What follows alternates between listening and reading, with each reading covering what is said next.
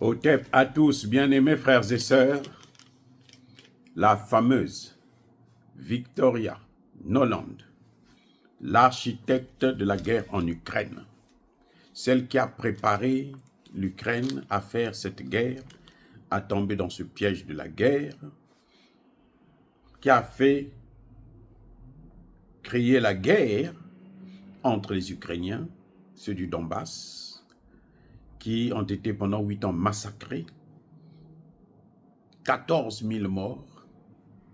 Cette dame, Victoria Nuland, qui a travaillé pendant 35 ans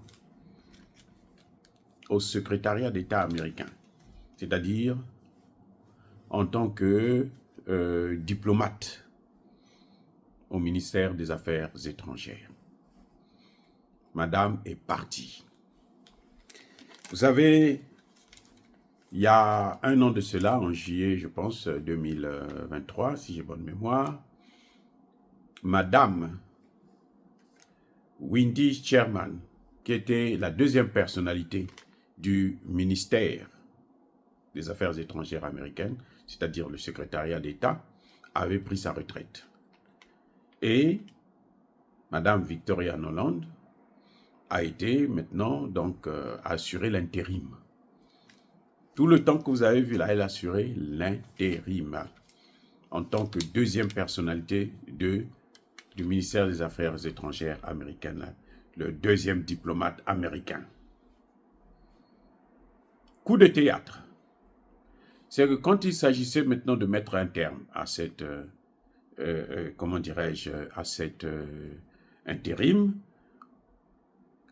ce que l'administration Biden a fait, elle n'a pas voulu nommer Victoria Nuland comme secrétaire d'État adjointe.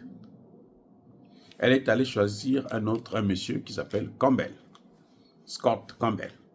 C'est lui qu'ils ont choisi pour ce poste. Madame n'était pas contente. Elle a démissionné. Après 35 ans de service, de destruction des États étrangers. Elle sort par la petite porte. Eux-mêmes, les Américains, ceux qui l'avaient fabriquée, n'ont pas voulu la garder. Parce que vous savez, il y a des élections qui arrivent bientôt.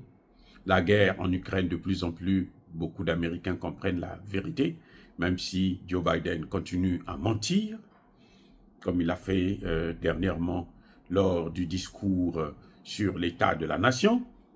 Mais en tout cas, cette Victoria Nuland, vous vous souvenez, c'était elle qui était partie au Niger. Elle croyait qu'elle se trouvait en Ukraine. Elle a voulu rencontrer le président Tiani juste après le coup d'État. Le président Tiani a refusé de la recevoir. À l'époque, il n'y avait pas encore de gouvernement. Elle a rencontré quelques personnalités militaires et puis elle est repartie, la tête entre les cuisses. C'était ça le début de sa malédiction. Parce que là, quand elle est arrivée au Niger, là, Dieu a dit que c'est fini maintenant, tu arrêtes. Ce que tu as fait en Ukraine, avec tous ces morts, l'armée ukrainienne a quasiment disparu. Et puis, beaucoup d'Ukrainiens sont morts pour rien. On ne veut plus de toi. Dieu a décidé ainsi. Il a fait le palabre, ou la palabre des Africains. Donc, madame était obligée, on ne lui a pas demandé, elle devrait rester là, mais bon. Biden ne pouvait pas la nommer parce que Biden ne veut pas. Il veut s'éloigner un peu du dossier ukrainien avant la campagne, avant l'élection. Donc, du coup, il faut se débarrasser des faiseurs de guerre, des va-t-en-guerre. Et elle n'a pas supporté ça.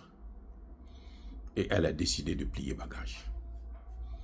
Voilà comment Dieu règle parfois les comptes pour nous, Africains. Parce qu'elle a commencé maintenant à s'asseoir sur le dossier africain, sur le dossier du Sahel, pour faire comme elle a fait en Ukraine, pour foutre encore, entraîner la déstabilisation, sinon des guerres et des morts inutiles. Mais Dieu l'a écarté. Dire cela, c'est inciter à la haine ou à la violence, non.